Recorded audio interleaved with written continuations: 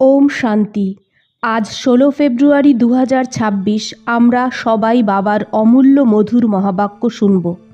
ওম শান্তি।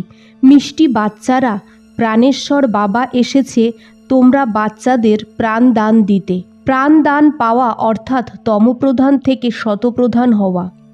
আজকের প্রশ্ন, ড্রামার সব রহস্যকে জানার কারণে কোন সিন তোমাদের জন্য নতুন নয়? উত্তর, এই সময় যে সারা দুনিয়ায় হাঙ্গামা হচ্ছে, বিনাশকালে বিপরীত বুদ্ধি হয়ে নিজের কুলের খুন করার জন্য অনেক সাধন বানায়, এটা কোনো নতুন কথা নয়। কেন? কারণ তোমরা জানো এই দুনিয়াকে বদলাতেই হবে। মহাভারত লড়াইয়ের পরেই আমাদের নতুন দুনিয়া আসবে। গীত, ইয়ে কন আজ আয়া সবেরে সবেরে। ওম শান্তি। সবেরে সবেরে অর্থাৎ সকাল সকাল কে এসে মুরলি বাজায়? দুনিয়া তো একদমই ঘোর অন্ধকারে আছে। তোমরা এখন মুরলি শুনছ জ্ঞান সাগর পতিত পাবন প্রাণেশ্বর বাবার কাছ থেকে। ও হলো প্রাণ বাঁচানো ঈশ্বর। বলেও যে হে ঈশ্বর, এই দুঃখ থেকে বাঁচাও। সবাই হাদের সাহায্য চায়। এখন তোমরা বাচ্চারা পাও বেহাদের সাহায্য, কারণ এ হলো বেহাদের বাবা। তোমরা জানো আত্মা গুপ্ত, বাচ্চাদের শরীর প্রত্যক্ষ হয়, তো বাবার শ্রীমত হলো বাচ্চাদের জন্য। সর্বশাস্ত্র শিরোমণি গীতা হলো নাম করা, শুধু ওখানে নাম দিয়ে দিয়েছে শ্রীকৃষ্ণের। এখন তোমরা জানো শ্রীমৎ ভগবানুবাচ হয়। এটাও বুঝে গেছো ভ্রষ্টাচারীকে শ্রেষ্টাচারী বানানো এক বাবাই হয়। ওই নর থেকে নারায়ণ বানায়। সত্যনারায়ণের কথাও হয়, গাওয়াও হয় অমর কথা। অমরপুরীর মালিক বানানো অথবা নর থেকে নারায়ণ বানানো একই কথা। এটা হলো মৃত্যুলোক। ভারতী অমরপুরী ছিল, এটা কেউ জানে না। এখানেই অমর বাবা পার্বতীদের শুনিয়েছিল। এক পার্বতী বা এক দ্রৌপদী ছিল না, এটা তো অনেক বাচ্চা শুনেছে। শিব বাবা শোনায় ব্রহ্মা দ্বারা। বাবা বলে আমি ব্রহ্মা দ্বারা মিষ্টি মিষ্টি বাচ্চাদের বোঝাই। বাবা বুঝিয়েছে বাচ্চাদের আত্ম অভিমানী অবশ্যই হতে হবে। বাবাই বানাতে পারে। দুনিয়ার একজন মানুষও নেই যার আত্মার জ্ঞান আছে। আত্মারই জ্ঞান নেই তো পরমাত্মার জ্ঞান কিভাবে হবে? বলে দেয় আমরা আত্মাসো পরমাত্মা। কত বড় ভুলে সারা দুনিয়া ফেসে আছে। একদমই পাথর বুদ্ধি। বিদেশিরাও পাথর বুদ্ধি কম নয়। এটা বুদ্ধিতে আসে না যে আমরা যে এই বম্বস বানাচ্ছি এটা নিজেদেরই বা সারা দুনিয়াকে শেষ করবে। তো এই সময় বুদ্ধি কোনো কাজের নয়, নিজেদের বিনাশের জন্য সব তৈরি করছে। তোমাদের জন্য এটা কোনো নতুন কথা নয়। জানো যে ড্রামা অনুসারে এটা ওদের পার্ট। ড্রামার বাঁধনে বাধা আছে। পাথর বুদ্ধি না হলে এমন কাজ করতে পারে নাকি? সারা কুলের বিনাশ করছে। ওয়ান্ডার, তাই না? কি করছে? এখন সব ঠিক চলছে, কাল মিলিটারি বিগড়ে যায় তো প্রেসিডেন্টকেও মেরে দেয়। এমন এমন ঘটনা হতে থাকে, কাউকেও সহ্য করে না। পাওয়ারফুল হয়, তাই না? আজকাল দুনিয়ায় হাঙ্গামা অনেক হয়। এখন তোমরা বাচ্চারা জানো যে বিনাশকালে যে বাবার থেকে বিপরীত বুদ্ধি হবে ওদের জন্য বিনাশ শাস্তি গাওয়া হয়। এখন এই দুনিয়াকে বদলাতে হবে। এটাও জানো অবশ্যই মহাভারতের লড়াই লেগেছিল, বাবা রাজযোগ শিখিয়েছিল। শাস্ত্রতে তো টোটাল বিনাশ দেখিয়ে দিয়েছে, কিন্তু টোটাল বিনাশ তো হয় না। তাহলে তো প্রলয় হয়ে যাবে।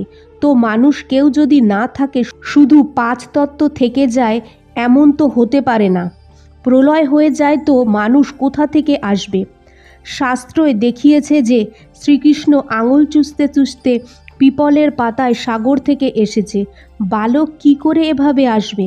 শাস্ত্রে এমন এমন কথা লিখে দিয়েছে যে জিজ্ঞাসা করো না। এখন তোমরা কুমারীদের দ্বারা এই বিদ্যানী বিশ্ব পিতামহ এদের জ্ঞানবান লাগানো হয়। ওরাও আসতে থাকবে। যত যত তোমরা সার্ভিসে জোর দেবে, বাবার পরিচয় সবাইকে দিতে থাকবে, তত তোমাদের প্রভাব বাড়বে। হ্যাঁ, বিঘ্নও আসবে। এটাও গাওয়া হয় যে অসুরী সম্প্রদায় এই জ্ঞান যজ্ঞে অনেক বিঘ্ন ঘটায়। এই পাথর বুদ্ধি মানুষ কিছুই জানে না যে এটা কি। বলে ওদের জ্ঞান তো একদম অন্যরকম। এটাও তোমরা বোঝো যে নতুন দুনিয়ার জন্য এটা নতুন কথা। বাবা বলে রাজযোগ আর কেউ তোমাদের শেখাতে পারবে না, জ্ঞান আর যোগ বাবা এসেই শেখায়। সদ্গতিদাতা এক বাবা হয়, ও পতিত পাবন হয় তো অবশ্যই পতিতদের জ্ঞান দেবে, তাই না? তোমরা বাচ্চারা বোঝো যে আমরা পারসবুদ্ধি হয়ে পারসনাথ হই।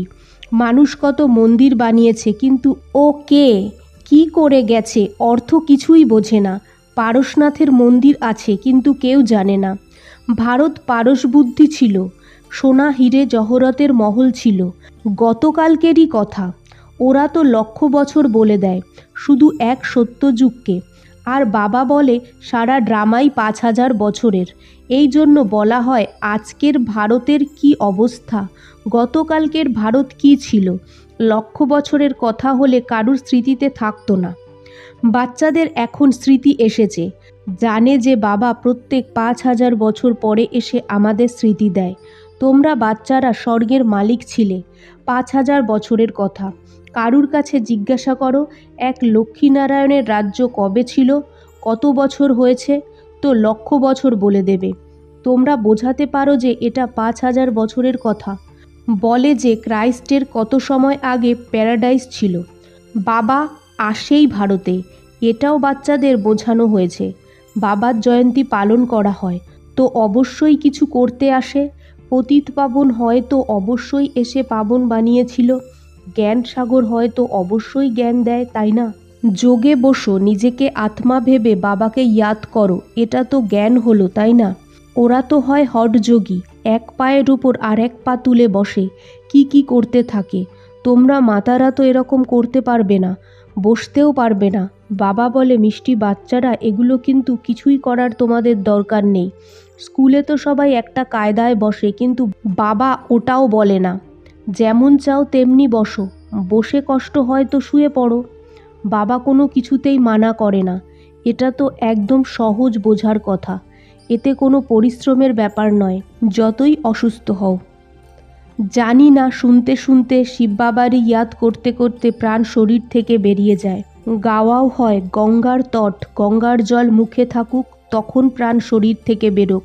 এগুলো সব হলো ভক্তিমার্গের কথা, বাস্তবে এগুলো সব হলো জ্ঞান অমৃতের কথা। তোমরা জানো যে সত্যিকারের এভাবেই প্রাণ বেরোবে। তোমরা বাচ্চারা আসো পরমধাম থেকে, বাবাকে ছেড়ে আসো। বাবা বলে আমি তো বাচ্চাদের সাথে নিয়ে যাব, আমি এসেছি বাচ্চাদের ঘরে নিয়ে যেতে।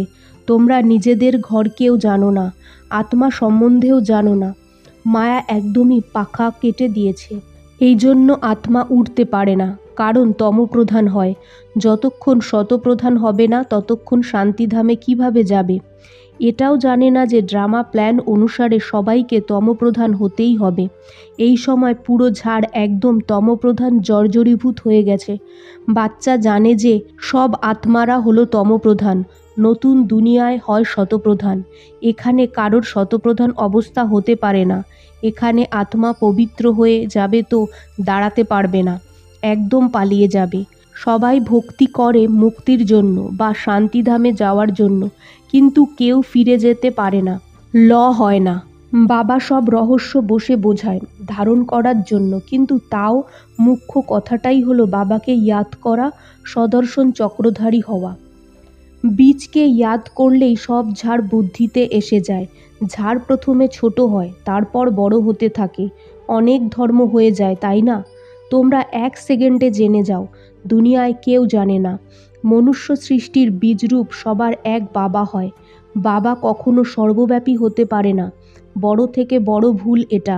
তোমরা বোঝাতে পারো যে মানুষকে কখনো ভগবান বলা যাবে না। বাবা বাচ্চাদের সব কথা খুব সহজভাবে বোঝায়।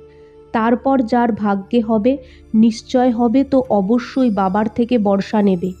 নিশ্চয় হবে না তো কখনো বুঝতেই পারবে না। ভাগ্যে না থাকলে কিছুই বুঝবে না। ভাগ্যে না থাকলে তারা বসবেই এমনভাবে যে কিছুই যেন বুঝছে না। এটাও নিশ্চয় হয় না যে বাবা এসেছে বর্ষা দিতে। যেমন কোনো নতুন লোক মেডিকেল কলেজে বসে তো কি বুঝবে, কিছুই না। এখানেও এসে বসে, কিছুই বোঝে না। এই অবিনাশী জ্ঞানের বিনাশ হয় না। এটাও বাবা বুঝিয়েছে যে রাজধানী স্থাপন হয়তো চাকর বাকর প্রয়োজন হয়, প্রজারও চাকর বাকর চাই, তাই না? তো এমনও আসবে, কেউ কেউ তো খুব ভালোভাবে বুঝে যায়, ওপিনিয়ন লেখে, তাই না? আগে গিয়ে কিছু করার চেষ্টা করব, কিন্তু ওই সময় মুশকিল হবে, কারণ ওই সময় তো অনেক হাঙ্গামা হবে, দিন প্রতিদিন তুফান বাড়তে থাকবে। এটাও লেখা আছে যে ব্রহ্মা দ্বারা স্থাপনা, বিনাশ সামনে দেখাবে। বিনাশ তো হবেই। গভর্নমেন্ট বলে জন্ম কম করো, কিন্তু এতে করবেই বা কি? ঝাড়ের বৃদ্ধি তো হবেই। যতক্ষণ বাবা আছে ততক্ষণ সব ধর্মের আত্মাদের এখানে আসতেই হবে। যখন যাওয়ার সময় হবে তখন আত্মা আসা বন্ধ হবে। এখন তো সবাইকে আসতেই হবে, কিন্তু এখন এটা কেউ বোঝে না। বাপুজিও বলতো রাবণ রাজ্য আছে, আমাদের রামরাজ্য চাই। বলে ও স্বর্গবাসী হয়েছে তো এটা নরকবাসী হলো, তাই না? মানুষ এটাও জানে না যে স্বর্গবাসী হয়েছে তো সেটা তো ভালো, অবশ্যই তাহলে নরকবাসী ছিল। বাবা বোঝায় যে মানুষদের চেহারা মানুষের, কিন্তু চরিত্র বাদরের মতো।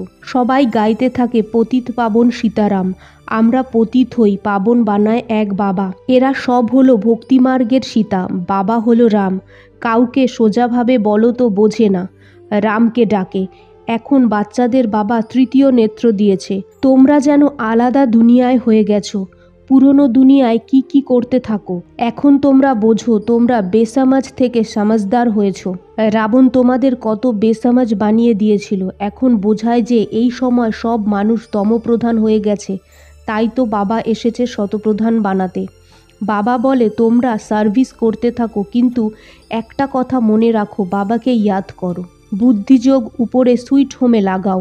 আমাদের সুইট সাইলেন্ট হোমে যেতে হবে। নির্বাণ ধামকে সুইট হোম বলা হয়। আচ্ছা মিষ্টি বাচ্চাদের গুড মর্নিং। আজকের ধারণা 1, এই পুরনো দুনিয়া বিনাশ হয়েই আছে, এই জন্য একে নিজের থেকে আলাদা ভাবতে হবে। ঝাড়ের বৃদ্ধির সাথে সাথে যে বিঘ্নরূপী তুফান আসে তার থেকে ভয় পেও না, পার হতে হবে। 2, আত্মাকে শতপ্রধান বানানোর জন্য নিজেকে জ্ঞানযোগের ইনজেকশন দিতে হবে, নিজের বুদ্ধিযোগ সুইট হোমে লাগাতে হবে। আজকের বাপদাদার মধুর বরদান। প্রথমে অন্যরা। এই পাঠ দ্বারা তাজধারী হওয়া বাচ্চারা চতুর সুরজান ভব।